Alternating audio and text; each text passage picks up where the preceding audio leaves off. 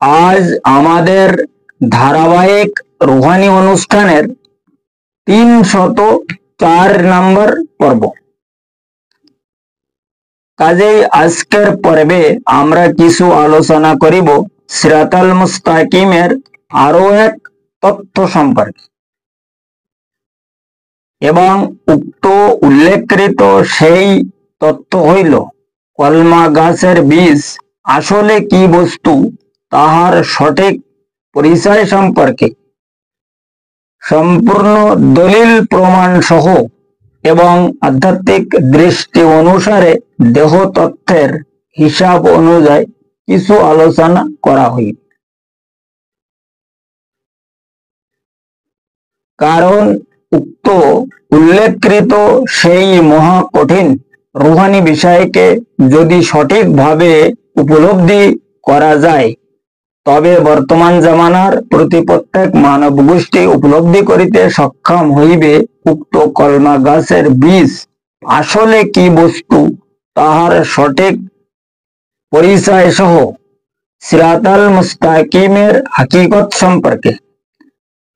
প্রত্যেক ব্যক্তি আরো বহু এলেম অর্জন করার জন্য সঠিক রুহানি হিসাব অনুযায়ী এবং বাতিনি তালিম অনুসারে অবশ্যই সক্ষম হইতে পারিবে।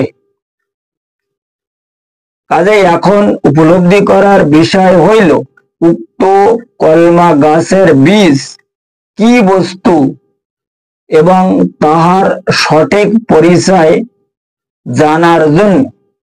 উক্ত কলমা গাছের বীজ আসলে কি বস্তু এবং তাহার সঠিক পরিচয় জানার জন্য সেই মহান আল্লাহ পাক এবং তাহার নবী পাক সালাতুস সালামের সঠিক ধর্মীয় সংবিধান মতে তাহাদের কোনো দলিল আছে কি তাহাই আগে সঠিকভাবে জানিতে হইবে, এবং পরে প্রমাণ সম্পর্কেও কিছু আলোচনা অবশ্যই করা হইবে।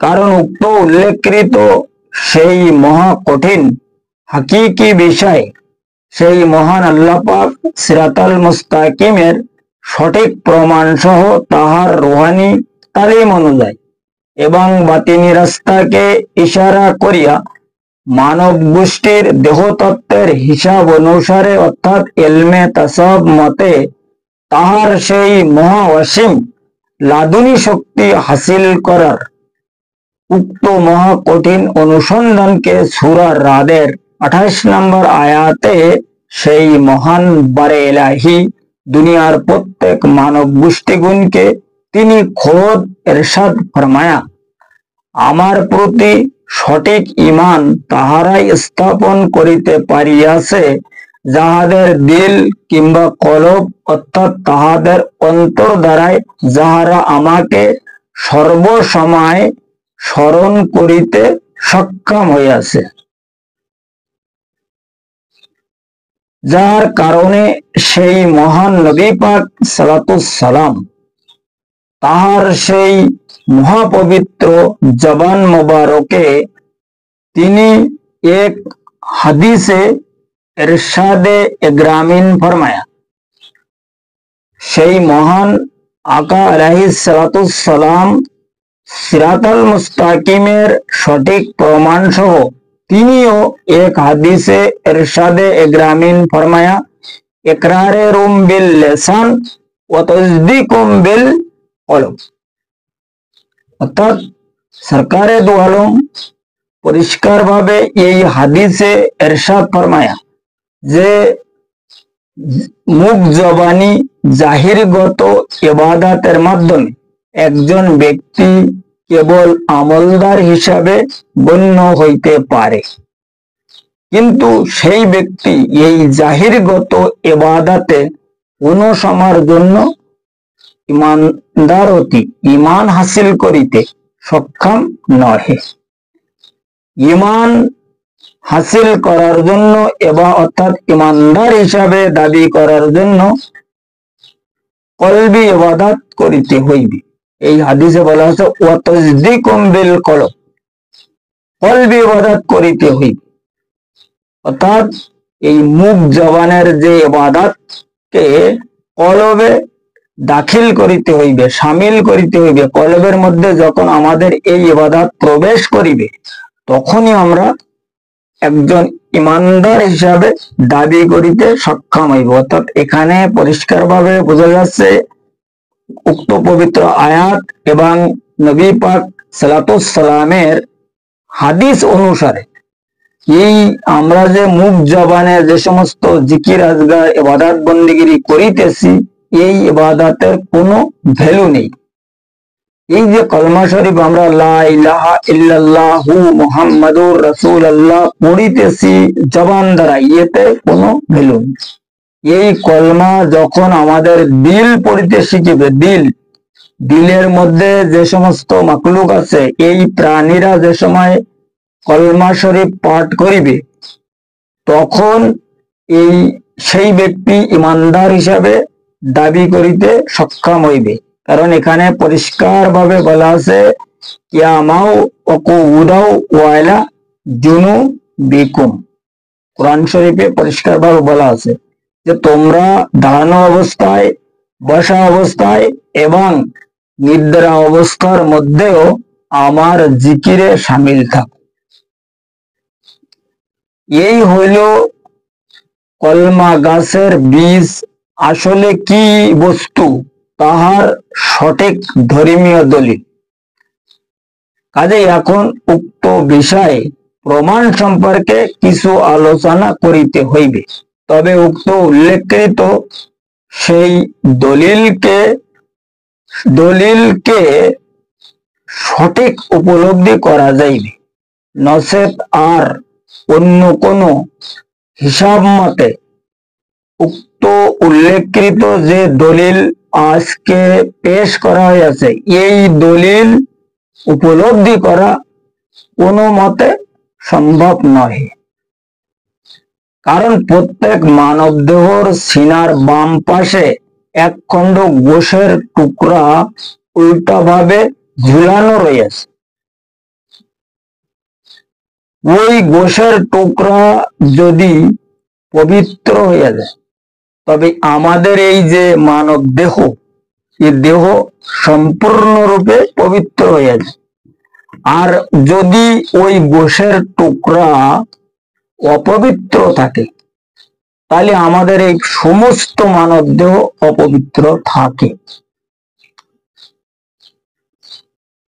কাজেই এখন উপলব্ধি করার বিষয় হইল উক্ত গোশের টুকরার সঙ্গে আর মানব দেহর সঙ্গে আসলে সম্পর্ক কি, তাই আজকের প্রোগ্রামে সঠিকভাবে জানিতে হইবে। তবে উক্ত কলমা গাছের সেই বীজ আসলে কি বস্তু, তাহা অবশ্যই, সে যে কি বস্তু তাহা অবশ্যই সঠিক দলিল প্রমাণ সহ জানা যায়। কারণ আমরা যাহা কিছু খাই, তাহার মাধ্যমে আমাদের প্রত্যেক দেহর মধ্যে রক্ত সৃষ্টি হয় এবং উক্ত রক্তগুলোকে আমাদের দিল রিফাইন করে, অর্থাৎ যাহাকে সাফাই বলে।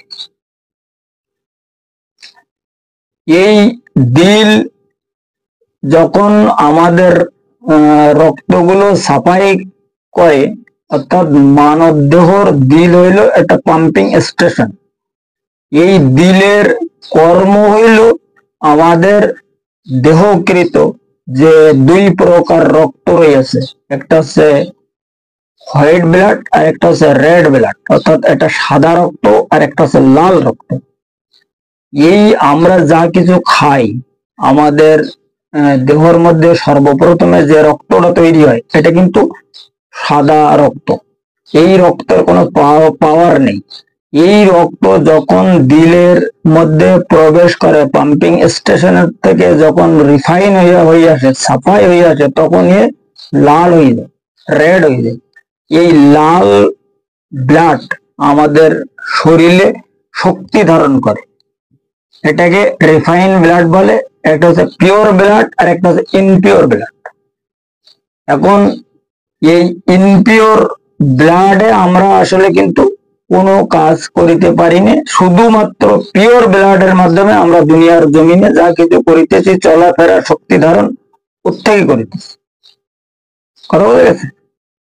এখন এই যে দুই প্রকার, এই যে কি কয় এটারে, দুই প্রকার ব্লাড, এই ব্লাড যখন আমাদের শরীরের মধ্যে চলাচল করতেছে, এই ব্লাডকে রিফাইন করার জন্য যখন দিলের মধ্যে ঢুকানো হচ্ছে, তখন ওই দিলের, আমাদের দিলের মধ্যে শয়তানের খলিফা লতিফায় নফস উপস্থিত রয়েছে। ও ওই সময় আমাদের ব্লাডের সঙ্গে শয়তানি নার এই রক্তের সঙ্গে মিশাই দিচ্ছে। এখন এই রক্ত আর নার একসঙ্গে রিফাইন হয়ে আমাদের শরীরের মধ্যে অতিবাহিত হচ্ছে, যে কারণে আমাদের এই দেহ হইল অপবিত্র। তাই এক হাদিসে সরকারে দু আলম খুদ ফরমায়া, যে কথা আমি একটু আগে বলিয়াছি, যে আমাদের এই দেহ অপবিত্র, কারণ আমাদের সিনার বাম পাশে এক খণ্ড গোশের টুকরা উল্টা ভাবে লটকানো আছে। এই কথা তিনি তাহার সেই মহাপবিত্র জবান মোবারকে এক হাদিসে এরশাদে গ্রামীণ ফরমায়। আমি আমার নিজের ইচ্ছা এই কথা বলতেছি।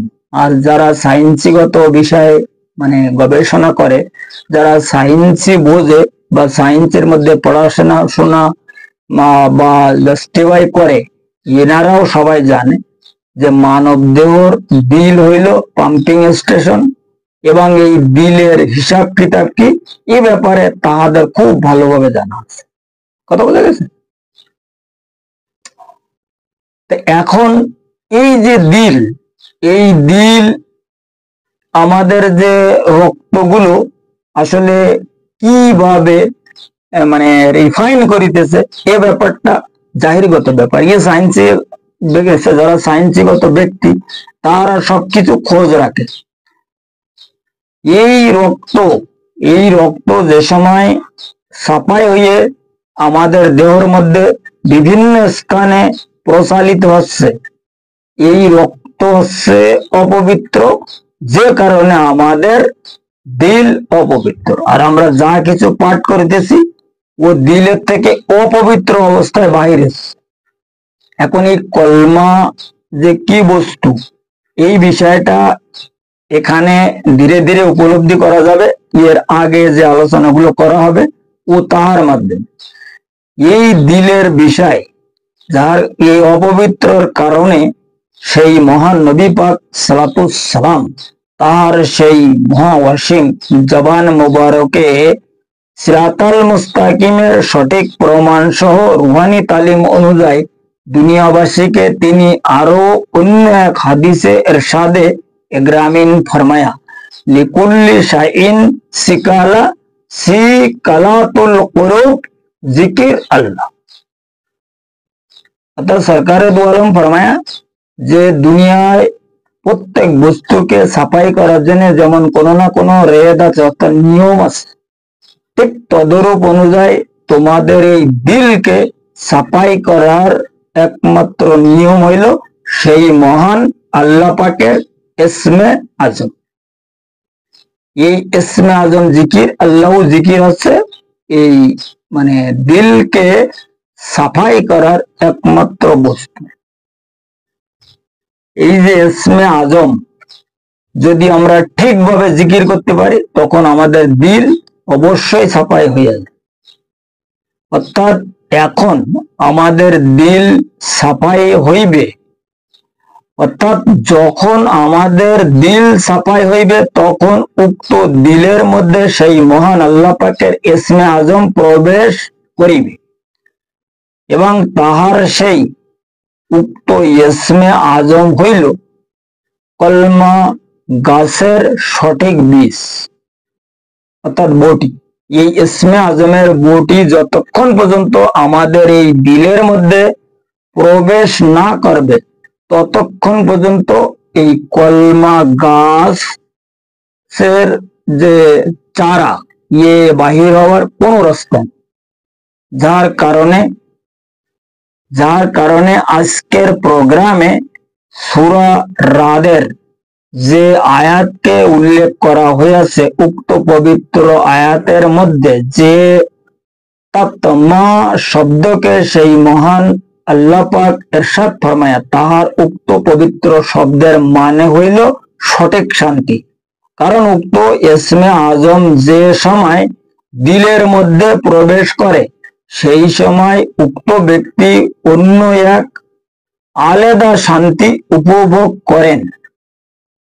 এই হইল উক্ত কলমা গাছের বীজ কি বস্তু তাহার সঠিক পরিচয় সহ আজকের পর্বের সামান্য কিছু রুহানি আলোচনা এবং সিরাতাল মুস্তাকিমের আরো এক বিশাল কঠিন তথ্য, যে তথ্যকে দুনিয়ার প্রত্যেক মানব গোষ্ঠীগুণের আসলে জানার খুব দরকার আছে, যার কারণে সেই মহান নবী পাক সালাতুস সালাম তাহার সেই মহাপবিত্র জবান মোবারকে তিনি অন্য এক হাদিসে আমাদেরকে ইরশাদে গ্রামীণ ফরমায়া, ইসমে আল্লাহ শাইয়ান তাহের লা ইয়াস্তাকার ইল্লা বিমাকানিত তাহের। কারণ তিনি ফরমায়া সেই মহান আল্লাহ পাকের ইসমে আজম অর্থাৎ আল্লাহু জিকিরকে তোমরা খুব বেশি বেশি করো। কারণ উক্ত ইসমে আজম সেই মহান আল্লাহ পাকের যে ইসমে আজম, সে হইল অতি পবিত্র বস্তু।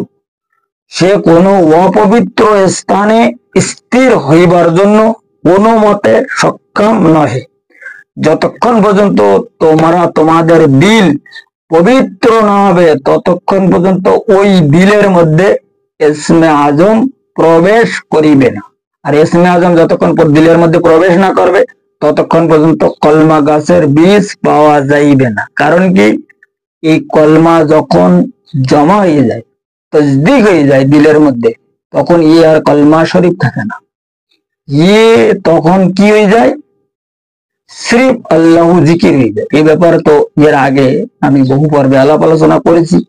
এই ব্যাপারে অনেক দলিল প্রমাণ আছে যে কলমা যখন তসদিক হয়ে যায়, তসদিক হওয়ার পরে কি হয়, আর এই তসদিকের হিস্টোরি কি, এসব ব্যাপারে খুব ভালোভাবে আলাপ আলোচনা করা আছে। কোরআন হাদিসে দলিলও আছে। এই ব্যাপারে যদি কোনো ব্যক্তি জাস্টিফাই করে, পরিষ্কার ভাবে উপলব্ধি করিতে সক্ষম হইবে যে ইসমে আজম আসলে কি বস্তু আর কলমা শরীফ কি বস্তু। এখানে সির্ফ কিতাব দলিলের মাধ্যমে সবকিছু উপলব্ধি করা যাবে না। পরিষ্কার ভাবে উপলব্ধি করার জন্য আমাদের প্র্যাকটিক্যাল যেটা কয় প্রমাণ, আমাদের এই যে দেহকৃত যে রুহানি ফাংশন রয়েছে, যে রুহানি সংসার রয়েছে, আমাদের দেহর মধ্যে যে রুহানিয়ত আছে, এটা আমাদেরকে শিখিতে হইবে। এইটা শেখার পরে, জানার পরে, বোঝার পরে, যখন আমরা এই চ্যাপ্টারের উপরে, রুহানি ফাংশনের উপরে, অর্থাৎ এলমে তাসাউফকৃত ইবাদতে যখন আমরা শামিল হব, যেটাকে বলা হয় সিরাতাল মুস্তাকিমের রাস্তা, কথা বলে গেছে। এলমে ফিকা হইল কেবল মুখ জবানি ইবাদত, যেটাকে ইকরার করা হয় অর্থাৎ কবুল করা হয়। এখানে আমরা কেবল আমলদার হতে পারি। এই ইলমে ফিকাহকৃত ইবাদতের মাধ্যমে আমরা কোন রকমে ইমানদার হতে সক্ষম নাই। এ দলিল প্রমাণ পাওয়া যাচ্ছে। কোরআন হাদিসের যে দলিল অর্থাৎ ধর্মীয় সংবিধানের যে মেরুদণ্ড দলিলের, এটা এর মধ্যে পরিষ্কারভাবে প্রমাণ প্রুফ রয়েছে উল্লেখ করা। কারণ কোরআন শরীফে আল্লাহ পাক খুদ ফরমায় যে আমি ইমানদার তাহাদের মানি যাহাদের দিল আমার জিকির করে। এবং হাদিস শরীফেও এই কথা হুজুর পাক ফরমায়া যে তোমরা মুখ জবানি ইবাদতের মাধ্যমে কেবল আমলদার হতে পারবা, যেটাকে ইকরার বলা হয়, কবুল করা হয়, বিশ্বাস করা হয়, কিন্তু এতে ঈমান স্থাপনা হয় না। বিশ্বাস কেবল স্থাপিত হয় তাহার উপরে মুসলিম হিসাবে, এই বিশ্বাসে এই মানে আমরা মুসলমান হিসাবে দাবি করিতে কোনো মতে সক্ষম নহে। মুসলমান হিসাবে দাবি করার জন্য এখানে অনেক রকমের বিষয় আছে, যেগুলো আসলে দেখো, প্রথমে হচ্ছে আমল, ফের হচ্ছে ইমান, ফের হচ্ছে একিন, এর পরে হচ্ছে মুকিন, আর মুকিনের পরে হচ্ছে মুসলমান। এই যে ইমান, আমল, ইমান, একিন, মুকিন, মুসলমান, এইসব বিষয় এর আগে আমি আমার আলোচনা করা রয়েছে। এ ব্যাপারে নতুন করে আলোচনা খুব একটা বেশি করার দরকার নেই। এখন বিষয় হলো এটা যে এই কলমা গাছের যে বীজ, এই বীজ সম্পর্কে আজকের পর্বে আমাদের মনে ক্লিয়ার হয়েছে কিনা যে ব্যাপারটা। কলমা গাছের বীজ যে ব্যাপারে সরকারে দু আলম ফরমায়া যে কলমা শরীফ একটা গাছ, যে গাছ মমিন বান্দার সিনার মধ্যে, তিনি মমিন বান্দার কথা বলেছেন, সাধারণ ব্যক্তির কথা বলেনি, যে কোনো ব্যক্তির কথা বলেনি, সব লোকের কথা বলেনি, সিরিফ মমিন বান্দার কথা বলিয়েছে, যে মমিন বান্দার সিনার মধ্যে উপস্থিত থাকে। এখন যাহারা মমিন হইতে পেরেছে, পারিয়াছে, তাহাদের সিনার মধ্যে এই গাছের শিকড় পাওয়া যাবে। যাহারা মমিন না, তাহাদের সিনার মধ্যে এই গাছ কোথা থেকে পাওয়া যাবে? আর কলমা তাহারা কোথায় পাবে? কারণ এখানে পরিষ্কার ভাবে বলা আছে না যে শাজারাতিন তাইয়্যিবা এবং শাজারাতিন খাবিসা। এই যে কলমার দুইটা দলিল কোরআন শরীফে দেওয়া আছে। এখন আমরা যারা এই মানে কলমাকে তসদিক না করি, অর্থাৎ আমাদের ভিতরে জমা না করিয়া আমরা যারা কলমা পাঠ করিতেছি, কলমায় কোনো সময় গাছ হতে পারবে না। গাছ সেই সময় হবে যখন সিদরাতুল মুনতাহা পর্যন্ত তোমার এই কলমা গাছের যে মানে যে সমস্ত প্রাণী যারা যারা হচ্ছে কি মানে সেলিম, মুনিব, শহীদ, কলবে সেলিম, কলবে মুনিব, কলবে শহীদ, এনারা যখন সিদরাতুল মুনতাহা পর্যন্ত যাইতে পারিবে, সিদরাতুল মুনতাহার সঙ্গে যখন এনাদের সম্পর্ক হয়ে যাবে বা কোনো দেহর সম্পর্ক হয়ে যাবে, তখন যাইয়ে এই কলমা গাছ হিসাবে পরিণত হবে। অর্থাৎ এই বীজ যে বটি, ইসমে আজমের যে বটি, যখনই এর মধ্যে গাড়া হবে, তখনই এই গাছ মানে সৃষ্টি হবে। এরপরে ধীরে ধীরে এই গাছ বড় হতে থাকে। তো যখন এই গাছ বড় হয়ে যায়, তখন অন্য জায়গায় মানে সফর করা শুরু করে দেয়। যেমন একটা গাছের ডালপালা যখন প্রথমে বাহির হয়, তো ও তো এক জায়গায় থাকে, ধীরে ধীরে বড় হয়ে ও সমস্ত জায়গায় একদম খেলাই যায়। ঠিক এই তদ্রূপ অনুযায়ী আমাদের এই কলমা গাছ, যেটা সরকারে দু আলম আমাদেরকে ইশারা দিয়ে গেছে, ঠিক এইভাবে কলমার একটা গাছ তৈরি করতে হবে।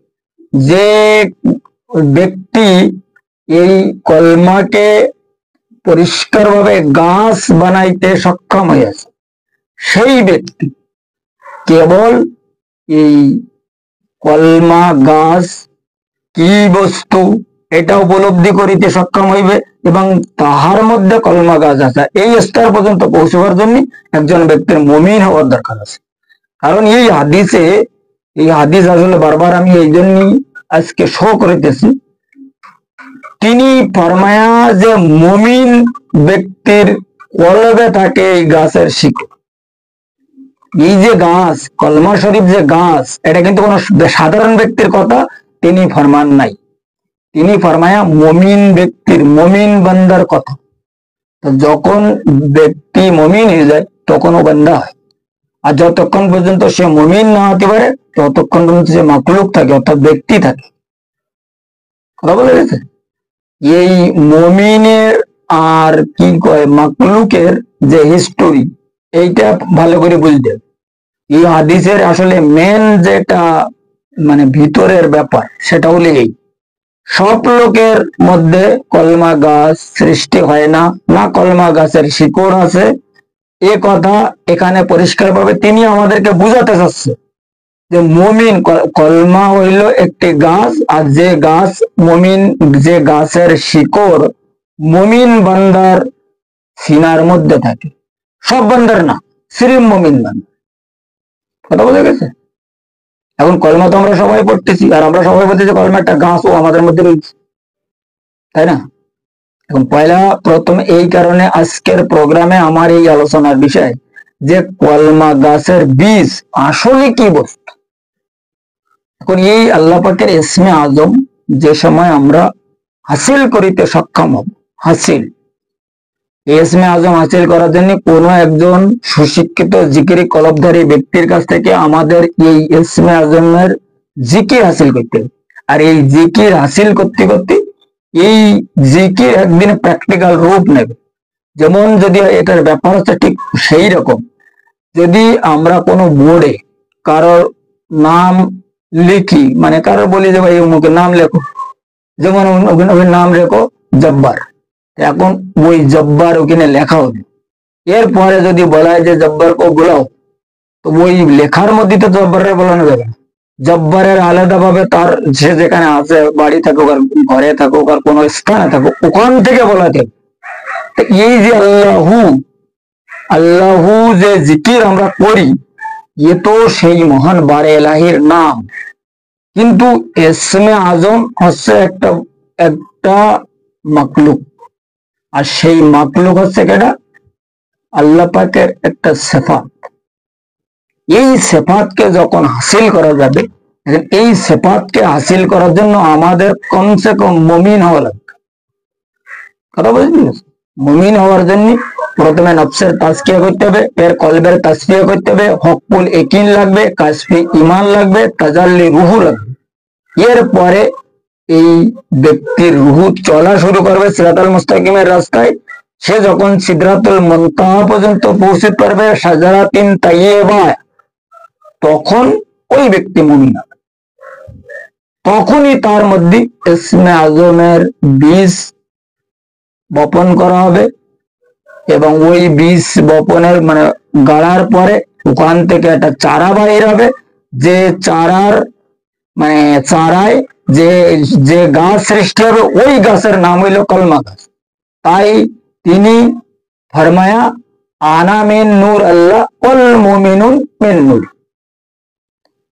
যে আমি সেই আল্লাহ পাকের নূরে সৃষ্টি, কিন্তু দুনিয়ার সমস্ত মুমিন আমার নূরে সৃষ্টি হইবে। কথা বোঝা গেছে? এই হইল একটা, এই কলমা গাছ সৃষ্টি করা একটা মেন বায়োডাটা এবং সিরাতাল মুস্তাকিমের আরো এক বিশাল বড় তথ্য। এবং কলমা গাছের বীজ আসলে কি বস্তু সেই ব্যাপারে একটা ফুলফিল মানে অবগত।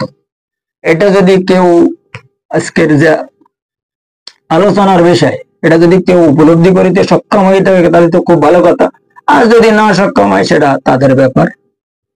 আর এই ব্যাপারে যদি কারোর আরো পরিষ্কার ভাবে বোঝার ইচ্ছা হয়, তো ডিসক্রিপশনে আমার নাম্বার দেওয়া আছে, এই নাম্বারে যদি কেউ আমার সঙ্গে সম্পর্ক করে, যোগাযোগ করে, তাহলে তাহাদেরকে আরো পরিষ্কার ভাবে এই বিষয়টা বোঝানো হইবে, দেখানো হইবে, শেখানো হইবে।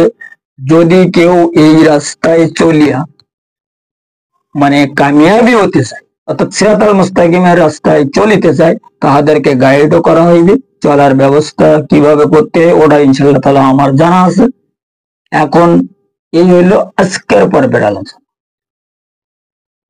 এবং আমার এই সিরাতাল মুস্তাকিমের টেবিলের সঙ্গে যারা জুড়ে আছে, তাহাদের সঙ্গে যদি কেউ কোনো রকমের সম্পর্ক করে, ওখান থেকেও অনেক কিছু গাইড পাওয়া যাবে, অনেক কিছু উপলব্ধি করা যাবে। কারণ আমার এই সিরাতাল মুস্তাকিমের যে টিভির যে তালিম, সিরাতাল মুস্তাকিম টিভি অনুষ্ঠানে যে রুহানি তালিম, এই তালিম বর্তমান সময় দুনিয়ার কোন স্থানে, দুনিয়ার জমিনে কোথাও নেই, এটা আমি গ্যারান্টি সহ বলতে পারি। কারণ বর্তমান সময় যে তালিম চলতেছে, এই তালিমের মধ্যে এই যে মানে কি কয় ইলমে ফিকাহকৃত তালিম আর ইলমে তাসাউফের কিছু কথাবার্তা তার মধ্যে এসেছে, কিন্তু ইলমে তাসাউফের যে প্র্যাকটিক্যাল বিষয় যেটা হচ্ছে নফসের তাজকিয়া এবং কলবের তাজকিয়া। এই নফসের তাজকিয়ার কোন হিসাব কিতাব অর্থাৎ শরিয়াতে হাক্কার কোন হিসাব কিতাব আমি তাদের মধ্যে দেখতেছি, আর সেটা আসলে সেটা পাওয়া যাচ্ছে না। তবে নফসের তাজকিয়া সম্পর্কে তারা খুব কথা বলতেছে, কিন্তু তারা জানে না যে নফসের তাজকিয়া কিভাবে হবে, কোন কায়দায় হবে। তারা যেটা জানে এটা হচ্ছে সেফাতি এলেম, এটা জাতি এলেম না। এই সেফাতি এলেম তাহাকে বলে যেটা হচ্ছে শরিয়াতে নাকিসা। শরিয়াতে নাকিসার মাধ্যমে কোনো সময় জন্য নফসের তাজকিয়া হবে না। শরিয়াতে হাক্কার মধ্যে যতক্ষণ পর্যন্ত মানুষ প্রবেশ করিতে সক্ষম না হবে ততক্ষণ পর্যন্ত নফসের তাজকিয়া হওয়া সম্ভব না। যাই হোক, আজকের আলোচনা এই পর্যন্ত রাখা হইল। আগামী পর্বে সিরাতাল মুস্তাকিমের অন্যান্য বিষয় আরো কিছু আলোচনা অবশ্যই করা হইবে। কারণ কি, এই কলমা সম্পর্কে যে আমার একটা ধারাবাহিক চ্যাপ্টার চলিতেছে, এই চ্যাপ্টারে আমার এখনই কিছু আলোচনা আছে। এটা কলমার বিষয়ে আরো আলোচনা করিতে হবে। আর এর আগামী পর্বে এই কলমার আরো বিস্তারিত বিষয় অবশ্যই আলোচনা করা হইবে, যে কলমার অ্যাকচুয়ালি হিস্টোরি কি, কলমা কিভাবে কি কেতে কি ফেরা করা, এই ব্যাপারে আরো কিছু আলোচনা বাকি আছে।